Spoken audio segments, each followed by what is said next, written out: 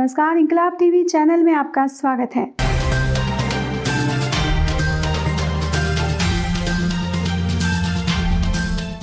सिद्धार्थनगर जिले की आलू, फल और सब्जी उगाने वाले किसानों के लिए एक खुशखबरी है।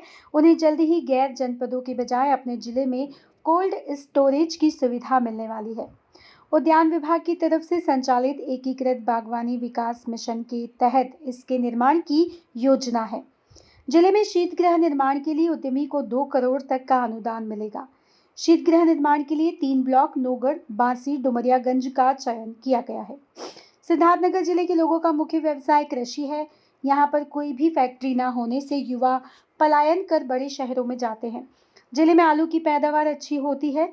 यहाँ करीब 2000 हेक्टेयर से ज़्यादा आलू की खेती होती है, जिससे करीब 44,000 मैट्रिक टन आलू का उत्पाद यहाँ पर होता है। अफसोस कि जिले में वर्तमान समय में कोई भी कोल्ड स्टोरेज नहीं है। किसानों की सब्जी व्यवसायियों को दूसरे जनपदों में आलू का भंडारण करना पड़ता है। ऐसे में कोल्ड स्टोरेज के निर्माण पर 50% सब्सिडी मिलने से सरकार की घोषणा के बाद वह काफ़ी खुश हैं। कोई ना कोई उद्यमी अब वहाँ भी कोल्ड स्टोरेज के निर्माण के लिए आगे आएगा और उनकी परेशानियाँ खत्म हो जाएंगी।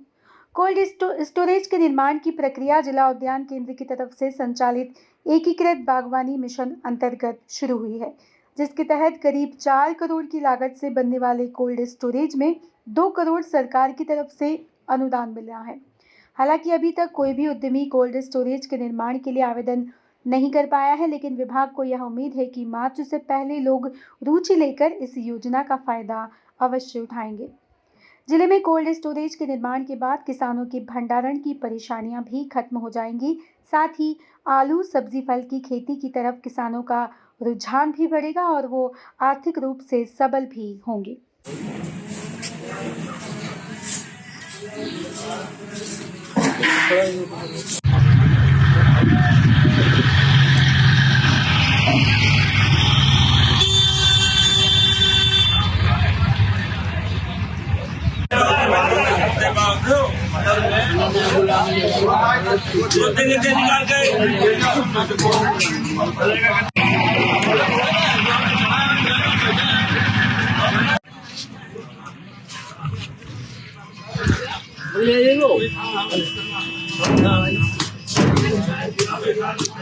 सिद्धार्थनगर जिले में करीब 4 करोड़ की लागत से यहाँ पे कोल्ड स्टोरेज बनना है। इसको लेकर के कितना फायदा होगा अपने जिले में? जी, मेरे वहाँ 2000 हेक्टेयर से आसपास में आलू से कम पैदावारी नहीं होती है और पैदावारी होता है 40,000 मैट्रिक टन।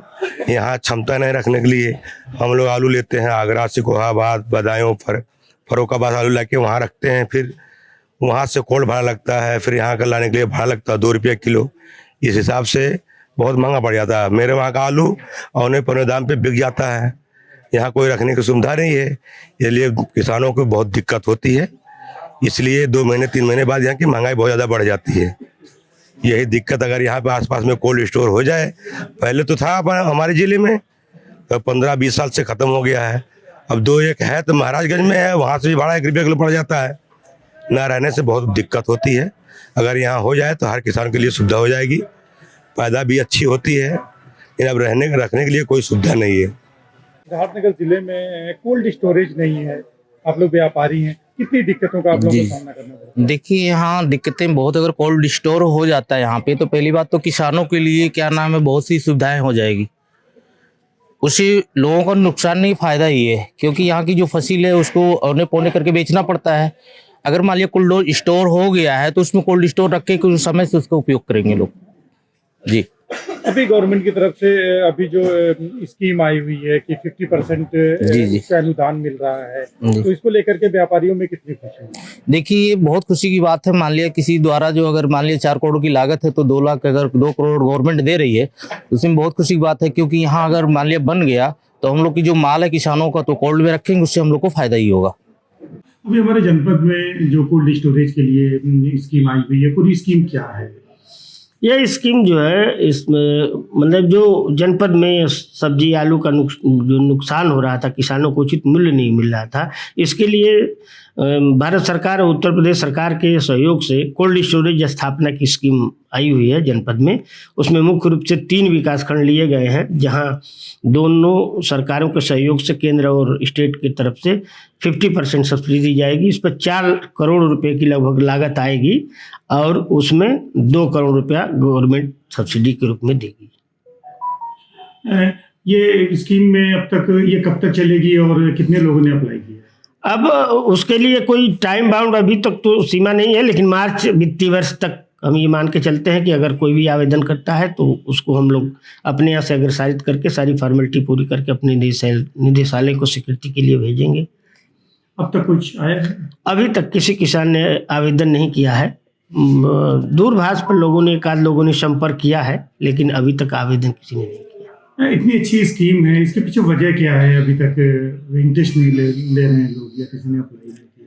नहीं, अभी चूंकि लोगों के अंदर प्रचार प्रसार अब हुआ है तो अब लोग इसके बारे में काफ़ी चर्चा है पेपरों के माध्यम से भी, तो अब लोग इंटरेस्ट ले रहे हैं, लेकिन अभी आवेदन किसी ने किया नहीं है। कितना कारगर रहेगी ये स्कीम अगर यहाँ कोल्ड स्टोरेज? अगर यहाँ कोल्ड स्टोरेज होता है तो जनपद के किसानों के लिए बहुत फायदेमंद है, क्योंकि अभी फिलहाल जनपद में एक भी कोल्ड स्टोरेज नहीं है और किसानों द्वारा उत्पादित सब्जी, आलू सब चूँकि कच्चा सामान है वो लंबे टाइम तक स्टोर नहीं हो पाता है बाहर, तो अगर बन जाता है कोल्ड स्टोरेज तो किसान अपना सामान कोल्ड स्टोरेज में रखेंगे और जब अच्छा रेट आएगा तो उसको निकाल के मार्केट में बेच सकते हैं। इंकलाब टीवी चैनल यदि आपको पसंद आता है तो इसे लाइक कीजिए, कमेंट कीजिए और सब्सक्राइब करना ना भूलिए।